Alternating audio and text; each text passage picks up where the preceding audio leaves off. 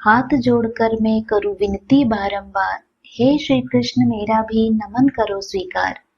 हे वासुदेव नंदन परमात्मा स्वरूप श्री कृष्ण आपको प्रणाम है। उन गोविंद को पुनः प्रणाम, वह हमारे कष्टों को हरे। जय श्री कृष्णा।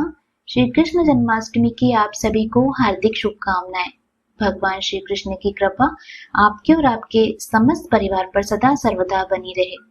साल 2024 में श्री कृष्ण भगवान का 5251वां जन्मोत्सव मनाया जा रहा है।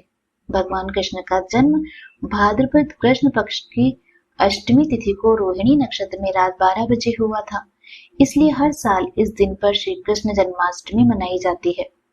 हर्ष उल्लास के साथ यह त्योहार मनाया जाता है। श्री कृष्ण जन्माष्टमी के महापर्व को कैसे मनाएं जिससे भगवान श्री कृष्ण प्रसन्न और हमें भक्ति प्रदान करे। भगवान श्री कृष्ण ने भारत की इस पवित्र भूमि पर धर्म की स्थापना के लिए और अधर्म का नाश के लिए जन्म लिया था। भगवान श्री कृष्ण के दर्शन मात्र से सभी प्रकार के पाप ताप और दुख मिट जाते हैं।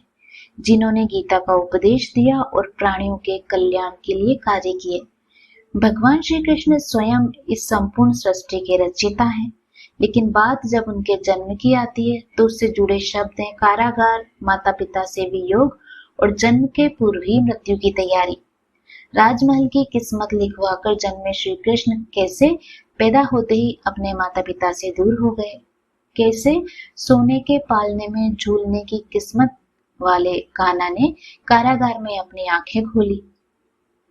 श्रीमद् भगवत गीता के श्लोक में भगवान श्री कृष्ण ने अर्जुन को बताया भी है। महाभारत के दौरान उन्होंने अर्जुन से कहा था कि संसार में जब जब धर्म की हानि होती है और अधर्म बढ़ जाता है, तब तब धर्म की पुनर्स्थापना के लिए मैं अवतार लेता हूँ। इसी प्रकार जब द्वापर युग में राक्षसों की शक्ति बहुत बढ़ गई और वह अपने बल के अहंकार में स्वयं देवताओं को भी तुच्छ समझने लगे, तब श्री कृष्ण ने माता देवकी के गर्भ से जन्म लिया। जन्म की लीला के साक्षी बने, कैसे प्रकट हुए धरती पर सृष्टि के रचयिता भगवान श्री कृष्ण। भगवान श्री कृष्ण ने जब जन्म लिया तब हैरानी की बात यह थी कि उनके जन्म लेते ही सारे सैनिक अपने आप सो गए। देवकी और वसुदेव बंधन से मुक्त हो गए और एक कारागार के दरवाजे अपने आप खुलते गए। फिर एक आकाशवाणी हुई कि नन्हे बालक को गोकुल में नंद बाबा के घर छोड़ाओ। वसुदेव जी ने ठीक वैसा ही किया। प्रभु की लीला देखिए कि अभी कुछ देर पहले जो पहरेदार सो रहे थे अब जाग गए और कंस भी 8वीं संतान की खबर सुनकर दौड़ता हुआ कारागार में जा पहुंचा। मगर जैसे ही उसने योग माया को हाथ लगाया, वो उसके हाथ से छूटकर हवा में चली गई और बोली, हे दुराचारी कंस, मैं योग माया हूँ। तुझे मारने के लिए भगवान विष्णु ने गोकुल में अवतार ले लिया है। तेरा अंत निश्चित है। ऐसे तो भगवान श्री कृष्ण का जीवन अनेक रोचक कहानियों और लीलाओं से परिपूर्ण है, लेकिन उनके जन्म का प्रसंग इतना सुंदर कि सुनने वाले को रोम रोम हर्षित हो जाता है। प्रभु का जन्म हमें यह सीख देता है कि मनुष्य का जन्म और उसके जीवन का उद्देश्य सदैव ही निश्चित होता है, लेकिन उसके कर्म ही उसके जीवन की परिभाषा बदलते हैं। श्री कृष्ण जन्माष्टमी का त्योहार 2024 में कब मनाया जाएगा, क्या शुभ मुहूर्त रहेगा? श्री कृष्ण जन्माष्टमी 26 अगस्त 2024 सोमवार को मनाई जाएगी और अष्टमी तिथि का प्रारंभ 26 अगस्त की सुबह 3:39 से होगा और इसकी समाप्ति 27 अगस्त 2024 को 2:19 पर होगी। श्री कृष्ण जन्माष्टमी की पूजा का शुभ मुहूर्त 26 अगस्त की रात 12:01 से शुरू होकर रात 12:45 तक रहेगा। कृष्ण की पूजा के लिए निशिता पूजा समय सबसे शुभ माना गया है। श्री कृष्ण जन्माष्टमी भाद्रपद कृष्ण पक्ष की अष्टमी तिथि को रोहिणी नक्षत्र में 12 बजे मनाई जाती है। इस साल यह मुहूर्त 26 अगस्त की रात को पड़ रहा है। श्री कृष्ण जन्माष्टमी पर्व भगवान कृष्ण के जन्म की खुशी में मनाया जाता है। हिंदू धार्मिक मान्यता के अनुसार भाद्रपद कृष्ण पक्ष की अष्टमी तिथि को आधी रात में भगवान विष्णु के 8वें अवतार श्री कृष्ण का जन्म हुआ था। भगवान कृष्ण ने धरती को कंस के अत्याचारों से मुक्ति दिलाने के लिए माता देवकी की 8वीं संतान के रूप में जन्म लिया था। यही वजह है कि हर साल कृष्ण जन्मोत्सव का पर्व बड़े ही धूमधाम से मनाया जाता है। श्री कृष्ण जन्माष्टमी के दिन सुबह जल्दी उठकर स्नान करना चाहिए। इसके बाद भगवान कृष्ण के मंदिर में जाएं और मोरपंख अवश्य चढ़ाएं। मंदिर नहीं जा सकते तो घर के मंदिर में ही भगवान कृष्ण को मोरपंख चढ़ाएं। इस दिन भगवान कृष्ण की प्रतिमा को अच्छे से सजाना चाहिए। उनके लिए झूला तैयार करें। पूजा के समय भगवान कृष्ण के मंत्रों का 108 बार जाप करें।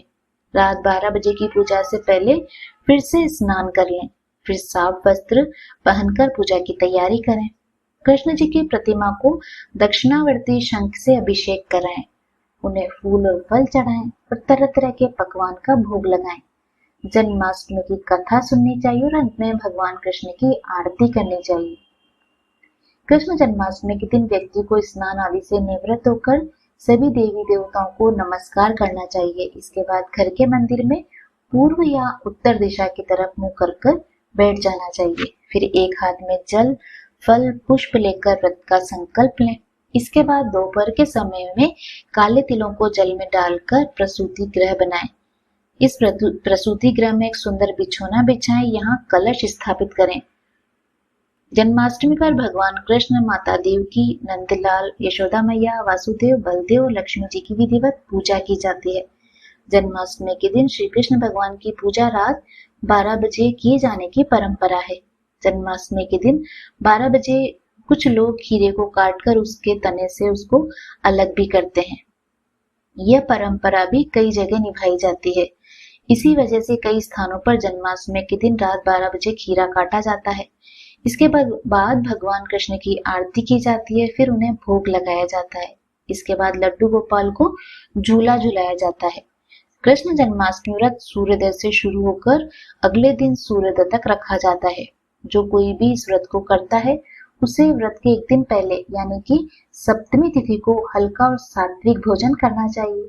इसके बाद जन्माष्टमी के दिन सूर्योदय से पहले उठकर स्नान करने के बाद व्रत का संकल्प लेना चाहिए। इस व्रत में अन्न ग्रहण नहीं करना चाहिए, लेकिन आप फलाहार ले सकते हैं। पूरे दिन व्रत करने वाले को रात में 12 बजे विधि विधान से भगवान कृष्ण की पूजा करनी चाहिए और उसके बाद व्रत का पारण कर सकते हैं। कुछ लोग जन्माष्टमी का व्रत पारण अगले दिन सूर्योदय के बाद करते हैं और कुछ लोग रात्रि 12 बजे के बाद ही करते हैं। कृष्ण जन्माष्टमी पर मंदिरों को सजाया जाता है और भगवान श्री कृष्ण की प्रतिमा का श्रृंगार किया जाता है। इस दिन भगवान श्री कृष्ण के जन्म के उपलक्ष्य में झांकियां सजाई और निकाली जाती है। लोग अपने घर में भी भगवान श्री कृष्ण की प्रतिमा का श्रृंगार करते हैं। इस दिन रात में श्री कृष्ण को झूला झुलाया जाता है। उनका पंचामृत से अभिषेक किया जाता है। बहुत से लोग इस दिन व्रत रखते हैं। फिर रात 12 बजे के करीब शंख और घंटे की आवाज से भगवान कृष्ण के जन्मोत्सव को मनाते हैं। तो ये थी आज की संपूर्ण जानकारी। उम्मीद करती हूँ आपको यह जानकारी अवश्य पसंद आई होगी। अगर आपको ये जानकारी अच्छी लगे तो जय श्री कृष्णा अवश्य लिखिएगा। भगवान श्री कृष्ण आप सभी भक्तों के सभी मनोरथ पूर्ण करें।